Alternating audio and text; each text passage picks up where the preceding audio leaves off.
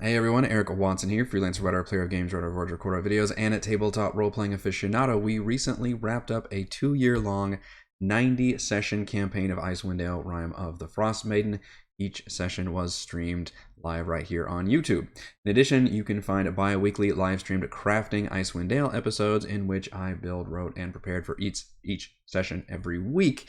And platinum level patrons also have access to all of my DM notes for all of my campaigns. However, in case you don't have hundreds of hours to watch all of these streams, you can watch this video right here, where I will condense everything I learned about Rime of the Frostmaiden, what worked for my campaign specifically, and maybe what to avoid, into a list of top 10 tips. Are we ready? Tip number 1, which, by the way, these are not like in order of like, this is the best tip, this is the weakest tip. I'm kind of more organizing them chronologically. Like, this is the tips for the beginning of the campaign, and then I'll do tips for the end of the campaign. Tip number 1. Clicky, clicky, clicky. Narratively link the Frostmaiden to Ythryn. If you've read the campaign book, you know that the main story is divided into 3 separate story arcs. There's the Duergar threat and their Chardalyn Dragon of Mass Destruction. There's the Frostmaiden and the Everlasting Rime. And there's the Lost City of Ythryn. All of these can be compelling, interesting stories, but the latter two especially fail to tie into one another. In fact, it's possible for the players to actually defeat Auril and end the Rime in Chapter 5, which turns the last 2 chapters into kind of a weird long side quest.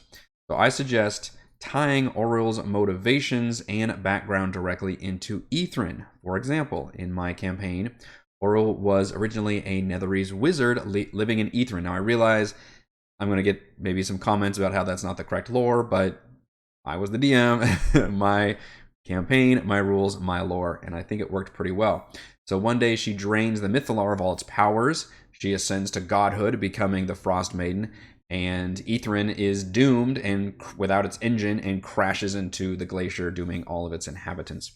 Fast forward 2,000 years, and rogue members of the Arcane Brotherhood stumble upon Ythryn. They reactivate the Mythalar from a far distance, and Auril freaks out and locks down Icewind in perpetual night because she fears that the Mythalar, because it's the source of her power, maybe there's even some kryptonite, Superman logic there, or something, that it's an actual weakness of hers.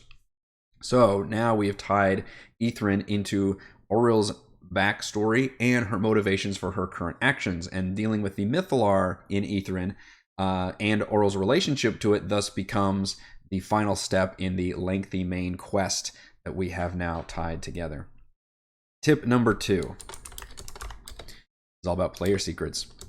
Use the best player secrets and fit them to your players.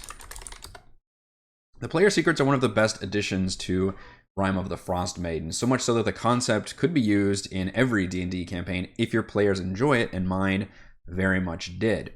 But the secrets as written are quite hit or miss. The cool ones may potentially change things way too much, like the doppelganger, while the lame ones, like the Dritz fan, just aren't at all compelling. The best secrets offer cool story backgrounds, quest advancements, and shocking twists. I would specifically call out Escaped Prisoner, Pirate Cannibal, Reincarnation, Slod Host, very much so, and Spy Secret. And you could change that to be, you could be any kind of spy, you could be a spy for somebody else. In fact, you can use a lot of these ideas and create more interesting secrets based on the little bits of information that they give you. My advice also is to choose 2 secrets for every player. This is assuming, of course, you know your players. If you know what kind of playstyle they enjoy, what kind of character they're creating, their ideas, then you can kind of match those secrets to the players. And for example, I had 5 players, so I needed 10 secrets so that I could give each of them 2 secrets. Nobody sees each other's secrets, even the options they have, and then they could each choose one of those. That gives and that kind of is the best of both worlds. That way it's not a completely random system where you don't end up with somebody where it's like, oh yeah, you got this one, I know you're not going to like that. That's a bummer, even if both parties know that. So it's kind of a smart random drawn away, where you give them those two options and then they can choose, so they still feel like they have a choice in the matter. I also experimented with giving each secret a positive and negative trait, kind of based on like the Fallout trait system, as a gameplay reminder. I ultimately came away with mixed and unbalanced results with that, so your mileage may vary. But interestingly enough, my players at the end of the campaign, the main feedback was we really liked the player secret system. It really helped us dive into our backstory and be able to use that as an ongoing, role-playing tool. Tip number 3 is one that I actually see a lot about asking on how to deal with, and I say skip those stupid cold open starter quests completely and jump straight into Chapter 1. Both suggested starting quests are badly designed for different reasons. Cold-Hearted Killer puts the players into a murder mystery, but it's like the end of the murder mystery when all the information has already been given out and you're just tracking the killer. The killer, however, is like a CR3 undead assassin with 75 hit points, and the players are presumably level 1, so that doesn't really make... And it, again, it skips all the cool parts of the murder mystery. And then Nature Spirits has the party chasing around a bunch of chwingas, which I think are little spirit creatures introduced in Tomb of Annihilation. And it's just kind of an overly silly opening that really clashes with the bleak, serious, sometimes horror tone of this campaign. I would say skip both of those and just jump straight into Chapter 1. You could easily use almost all of the Chapter 1, maybe not all of them, but most of the Chapter 1 quests as your opening quest. I would very highly recommend Foaming Mugs, which is the goblin encounter. I mean, it's also just a classic, like opening up with, goblins doing shit. And that's what I did with my campaign. I had them meet. They were all in different groups. Some of them began in Icewind Dale. Others were journeying to Icewind Dale. And they met up kind of outside of Bryn Shander, not far, and then they just stumbled upon the Foaming Mugs quest with the goblins stealing the wagon. That allowed them to defeat the goblins, bring the wagon into Bryn Shander, start off as heroes, and then they were given the ability to become marshals of 10 towns and go around and do Chapter 1. So that ended up working really, really well. Never at all missed any of those cold open starter quests. Tip number 4. Chapter 1 and 2 are quite big, and I would recommend don't run everything from the open world section of the game, Chapters 1 and 2, but do run the following quests for sure. I'm going to say Mountain Climb, The Unseen, Lost Spire of Netheril, and Id Ascendant. Those are by far my recommendations. So, especially, by the way, if you're doing non-milestone leveling, if you're actually giving out XP, there is so much content in Chapter 1 and 2, which is basically the entire open world section. Even Chapter 1 starts off in Rime of the Frostmaiden as fairly open world. Like once, depending on where you want to start your players, they can go around and do whatever kind of little quests they want around 10 towns, and then they can go around the wider world of Icewind Dale once they level up a little bit and go do some more side questy stuff. And most of these are side quests, although there are some that do a good job of teasing some future content. I would specifically call out these 4 for the following reasons. Mountain Climb, which is the one that goes at Kelvin's Cairn. In fact, let's see if I can pull it up here to show it. This is still off of our post-game thing. Maybe I don't have it on here. Sorry, I thought I could. There it is, Kelvin's Cairn. Okay, there's Mountain Climb. Mountain Climb is a classic dangerous mountain environment with avalanches, yeti caves, and involves rescuing a previous adventuring party, most of whom died. I just think it's a really well-designed kind of outdoor environmental dungeon, but also has the cool Yeti Cave thing. And it was just very much... It feels like if you're going to do Icewind Dale, you should absolutely do the Mountain Climb quest. There's no reason why you shouldn't do this. It's just super thumbs up. I love this quest. The Unseen is the Dwerger Outpost. This one you should absolutely run because it is the perfect way to start the Dwerger plot thread, which is kind of the main quest throughout the first act. There's invisible kidnappers in Caer Konig, I believe, which leads to this small outpost, and from there should point to the Dwerger operations in East Haven, which should then point to the main operations in Sunblight in Chapter 3. So this one is very critical. You should always run this because it does a great job, and I apologize, my Roll20 is taking forever to load these maps. It does a great job of starting that quest chain, which I actually like that the party kind of stumbles on basically the main quest during their open world exploration of chapter 1. I think that part's actually pretty clever and cool, unlike getting like, the main quest right off the bat. The Lost Spire of Netheril is an excellent opportunity to tease Chapter 7, which is Ythryn, because this is a tower that was broken off from Ythryn during the crash and is now upside down. I think an upside down tower is just a cool, unique dungeon crawl and just an interesting layout in general. I ended up completely changing what mine is. My players were higher level, and I changed the Dazan Simulacrum thing into the fact that Dazan found a cloning machine and created a bunch of degenerative clones that were a bunch of mutants, and then it ended up fighting this big boss battle that went kind of crazy for my game. But I absolutely love this, and I would tease it because, again, it has relevance for future chapter. Finally, we have Id Ascendant, which I think is also a very cool idea. Let's see if I have it on here. There it is. This is the crashed Nautiloid, which is just a very awesome idea. You find like an alien spaceship downed out in Icewind Dale in a remote location. Fair warning, this one, it's a great idea, but it's very poorly executed as written. As a kind of mini additional tip, I would say have your players maybe battle some like automated defenses or something first, which is, I had like these kind of beholder style sentry turrets because I figure it was a illithid spaceship, so it should have like organic turrets and things. And then you can meet up with the lovable but sociopathic gnome Ceramorphs, because I do think they would make a great social opportunity.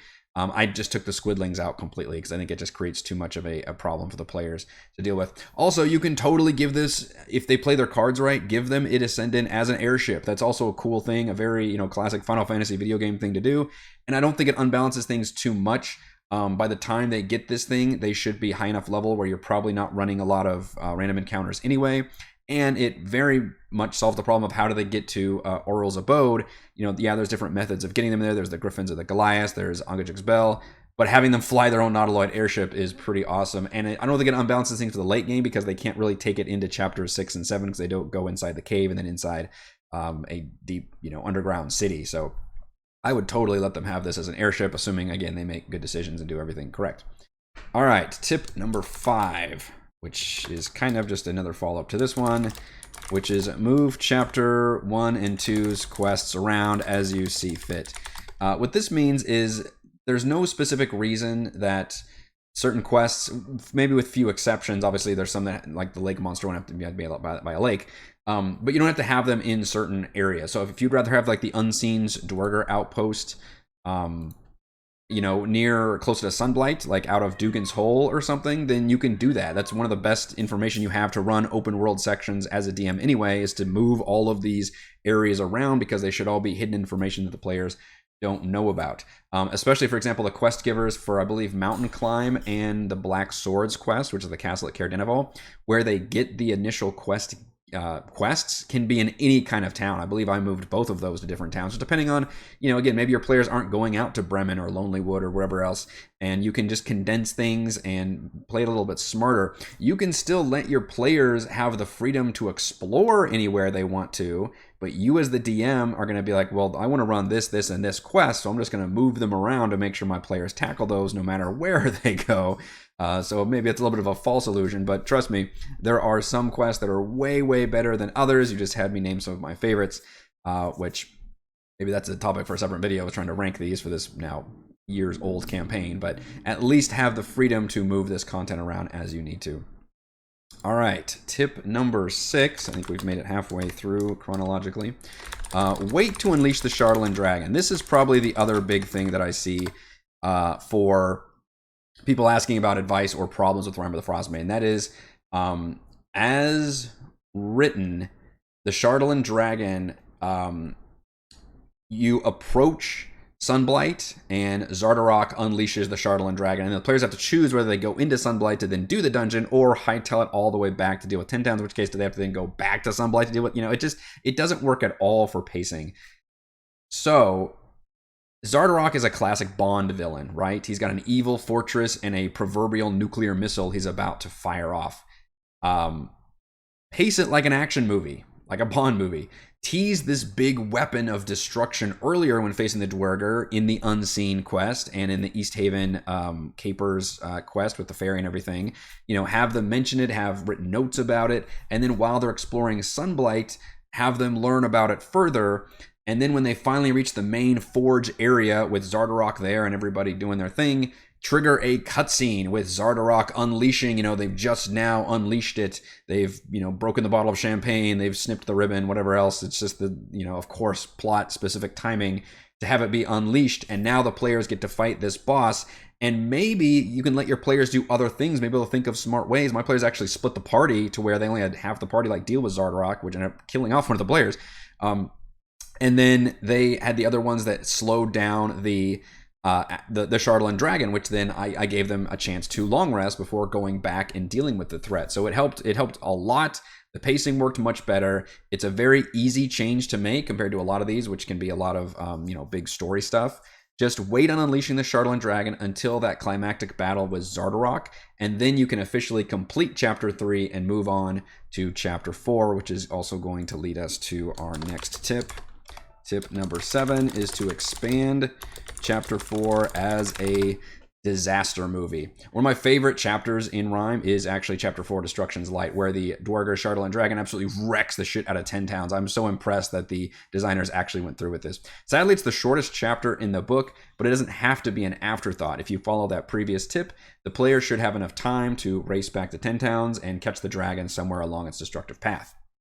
My primary tip is to stage this whole chapter like a disaster movie. The players should arrive in one of the larger towns, like East Haven works pretty well for this, while it's being demolished, in the middle of this dragon doing its strafing runs with its freaking radiant laser beams. Now, instead of just having the players, okay, here you are, and here's the battle, and we're going to go, instead, treat it like a disaster movie where you can't really deal with that threat. Instead, you have to deal with the consequences of the threat. In other words, they have to deal with buildings collapsing and saving people from various, needs of being saved during any kind of disaster.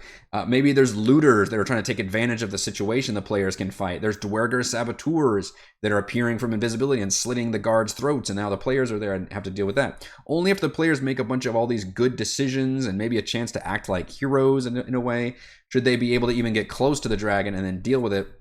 But that may actually take several turns later. In my campaign, they had to get a magical object from East Haven after completing this gauntlet of trials and helping people and surviving against Dwerger threats, and then hightail it to another town where they were able to unleash this giant, essentially snowy ice owl to then tackle the dragon, ground it, and then they could fight the dragon. So that worked much better, and I really enjoyed that whole scene of the players having to spend several sessions just dealing with the destruction of the dragon, both the pre, during, and post-destruction. I really enjoyed that. But as written, there's not a lot to go on. Tip number 8. Don't kill off Auril at her abode. The campaign book awkwardly features Auril the goddess in all 3 stage boss fight glory in Chapter 5, but defeating her and restoring the everlasting Rime would be a bit anticlimactic when we still have 2 chapters left. You already mentioned my tip number 1, where I was able to tie those things together. Obviously, we don't want then to destroy Auril here. Don't even give the players that option. Instead, you could use Auril's rock as the big boss fight. A rock is a very, very powerful creature that can create a lot of interesting tactical situations. My players actually did not end up fighting it, didn't even go up to the top of Grimskala, so I can't offer any advice onto that. You could use the trials as the climax of the dungeon. The trials are actually pretty fine as written. I ended up changing one of them at least into a PvP arena battle. They're just teleported to these different zones, and it almost feels like not quite Zelda dungeons, but like little puzzle or social opportunities for the players to work out that they should be able to complete, but with some kind of challenge. I had the players, actually, I did have Auril show up near the end after they had completed the trials and gotten the codicil. But then they had to survive waves of minions that she was summoning to throw at the players while they had a NPC frenemy basically teleporting them out of there. So I was able to create kind of an exciting climactic battle opportunity, but they never actually fought Auril, but she did show up and kind of show off how powerful she is. So that is kind of my advice for that chapter. If you play it right, they'll feel like they've brushed just close to her, but didn't actually have to fight her yet. But maybe you end up fighting like one of her stages, for example, or something like that. But it should be a case where the player should escape from that area, almost like a heist by the skin of their teeth. I think would work much better pacing wise. Tip number 9, as we really get into the end game now, and you've probably heard a million people tell you this, but I'm going to repeat it.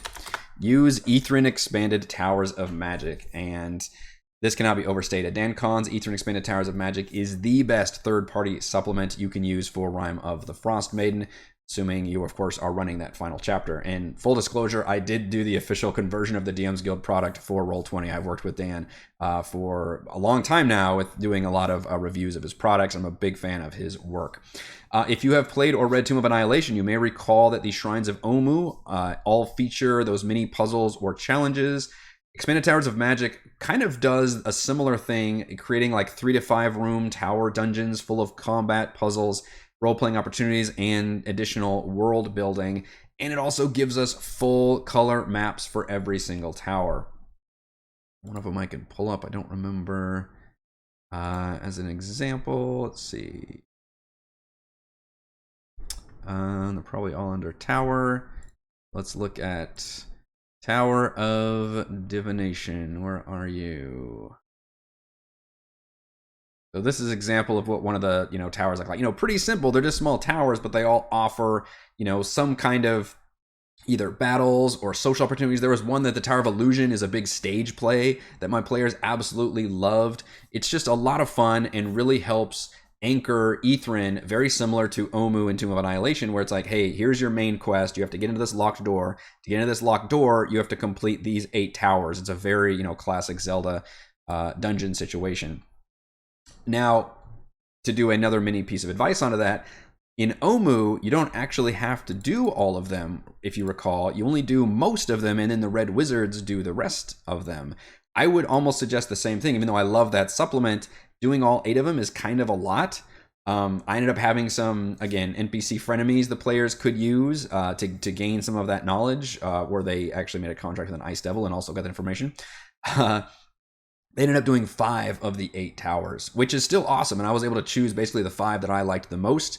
And that felt plenty for pacing wise, because I also expanded a lot of the other areas of Ythryn. We did a lot of Ythryn. We only covered like half of the actual map, but we ended up doing it took many sessions to get through Ythryn. And my players, for the most part, really enjoyed it. So that would be my second advice on that. And my final tip, which is something that just worked out really well for me. Change Iriolarthas into an Elder Brain. So maybe this is because I was coming off of Tomb of Annihilation, which ends with the Sararak, but I was never keen on having the players deal with a Demi-Lich as the BBEG of Ythryn. And with all the brains in the jars, as a lot of cool NPCs or enemy stat blocks they come across in Ythryn, and as a whole thing where they transform wizards into the brains. And there's if you use Expanded Towers of Magic, that's a big part of the Tower of Necromancy as well. This ended up being an amazingly cool boss fight for my players. I used basically a modified Elder Brain stat block as the head wizard of Ythryn, and this penultimate battle, which ended up being because the players then had to go to the actual Mythalar fight and deal with Auril, was absolutely awesome. It was a huge marquee cool fight, a bunch of Nothic minions they had to deal with, the Elder Brain spell casting, layer actions, legendary actions, everything worked out really well. So that just something that ended up working for my campaign, but I think it's a fun opportunity to use a more interesting creature than the Demi-Lich, which I think is a little more problematic and tricky to use. All right, that is my top 10 tips for Icewind Dale Rime of the Frostmaiden. I hope that these tips can help you with your campaign. You can check out our entire live streamed campaign here on my YouTube channel, and you can support my channel via patreon.com/RogueWatson. Thank you.